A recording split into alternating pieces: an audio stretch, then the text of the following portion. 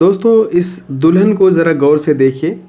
आपको देखने पे फ़ील हो रहा है कि इसकी नई-नई शादी हुई है और जब भी किसी दुल्हन की नई-नई शादी होती है उसके ऊपर परिवार की ज़िम्मेदारी बढ़ जाती है। लेकिन अगर आपको पता चले कि कोई एक ऐसी दुल्हन है जो शादी होते ही कुछ ही दिनों के अंदर थाने में पहुंच जाती है और ज़ोर-ज़ोर से हंगामा करना शुरू कर देती है कि मुझे अपने पति के साथ रहना है और मुझे अपने पति के कमरे में ही अपने प्रेमी को भी बुलवाना है और उसको भी मुझे अपने साथ रखना है।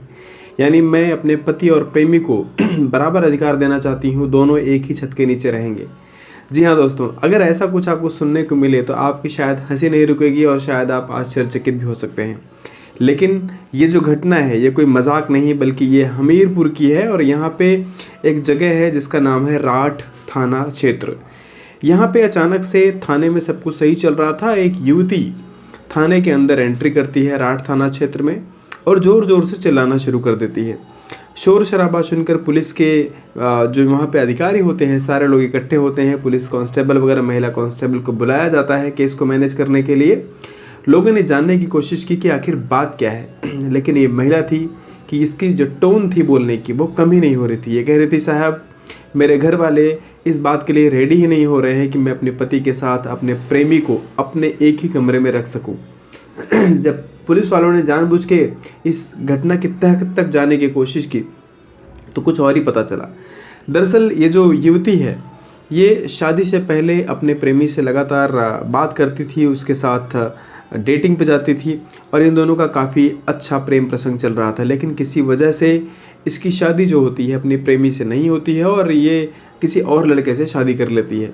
लेकिन शादी करने के कुछ दिन बाद इसको रियलाइज़ होता है कि इससे बहुत बड़ी गलती हो गई है और ये अपने प्रेमी को दोबारा से अपनी ज़िंदगी में पाना चाहती है।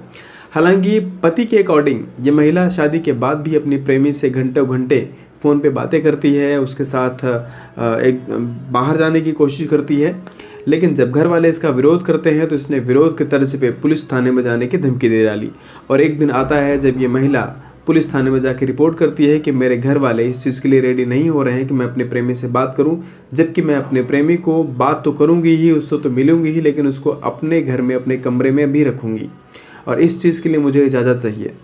दरअसल जब इस चीज़ को रोकने की कोशिश की जाती है तो यह महिला वहाँ पे आसपास में जो महिला एक पुलिस कांस्टेबल आप देख रहे हैं स्क्रीन पे, इसका फ़ोन लेती है और फ़ोन को इतनी ज़ोर से पटकती है कि इसका फ़ोन टूट जाता है। महिला सिपाही ने तब भी अपनी जो इसका पेशेंस लेवल था उसने तब भी उससे काम लिया और शादी के बाद लगातार प्रेमी से इसने संबंध भी बनाए। इस औरत ने खुलेआम एक्सेप्ट किया है कि शादी होने के बाद भी मुझे अपने प्रेमी से प्यार है और मैं उसको कभी नहीं छोड़ सकती हूँ। अगर आप लोगों को लगता है कि मैं अपने पति को ना छोड़ूं तो मुझे मेरा प्रेमी चाहिए और इसमें मैं कोई भी समझौता नहीं करने वाली हूँ। दरअसल इसका प्रेमी जो है दोस्तों वो उरई जालौन में रहता है और ये जो महिला है वो झांसी की रहने वाली है। और राठ थाना क्षेत्र में जब इसकी शादी हो जाती है तो जालौन में रहने वाला ये प्रेमी लगातार इस महिला के टच में रहता है और ये महिला उसके ऊपर जीने मरने की कश्में खाने लगती है। लेकिन सबसे मेन चीज़ ये है कि आप देख सकते हैं कि इनके जब परिजन इस महिला के सामने आते हैं और उससे बातचीत करने की कोशिश करते हैं तो ये महिला जवाब नहीं दे पाती है और सिर्फ यही कहती है कि मुझे अपने प्रेमी से तब भी प्यार था, अब भी प्यार है, मुझे अपने हस्बैंड से सिर्फ तब प्यार रहेगा जबकि मुझे मेरा प्रेमी दिलवा दिया जाएगा। अब इन सब चीज़ों की वजह से महिला के मायके वालों को बुला लिया गया कि घटना की सच्चाई क्या है। महिला के प्रेमी को बुलाए जाने की कोशिश की गई लेकिन प्रेमी ने फ़ोन नहीं उठाया। उसके बाद महिला के पति को भी बुला लिया गया। पति से जब पूरी पूछताछ की गई तो पति की तरफ से सिर्फ एक ही आंसर आया कि साहब मैंने अपनी नई नवेली पत्नी को बार बार समझाने की कोशिश की, उसको समझाने की कोशिश की कि इस तरीके की हरकतें मत करो क्योंकि तुम मेरी पत्नी बन चुकी हो और मेरा तुम्हारा एक पवित्र रिश्ता है। तुम्हारा जो कुछ पास था उसको भूल जाओ और अब अभी वर्तमान में जीने की कोशिश करो। लेकिन मेरी महिला की तरफ से हमेशा यह धमकी दी जाती है कि मैं तुम्हें दहेज प्रथा में लिखवा दूंगी और दहेज प्रथा में तुम्हें जेल के अंदर डलवा दूंगी। साहब इस डर से मैंने कभी पुलिस में जाके कंप्लेन नहीं की, लेकिन मेरी आंखों के सामने ही मेरी बीवी अपने पूर्व प्रेमी से लगातार बातें करती रहती है और मुझे ये सब जान के अंदर से मैं क्या फील कर रहा हूँ, किस तरीके से घुट रहा हूँ, मैं आपको बता नहीं सकता हूँ। साहब मेरी जान बचा लीजिए क्योंकि मेरी जो पत्नी है वो अपने प्रेमी के साथ मेरे ऊपर कभी भी कोई चीज़ कर सकती है और इसके लिए मुझे बिल्कुल भी इस चीज़ की जानकारी नहीं है कि मेरे साथ क्या होने वाला है।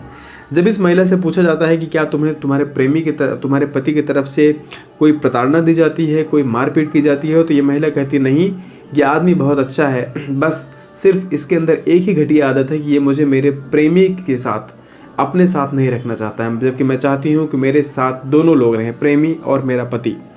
अब इस चीज़ की घटना जब मायके वालों से कन्फर्म की जाती है तो मायके वालों ने ये बोला है कि साहब मेरी जो बेटी है उसकी मानसिक स्थिति सही नहीं है और इस वजह से वो इस तरीके की हरकतें कर रही है।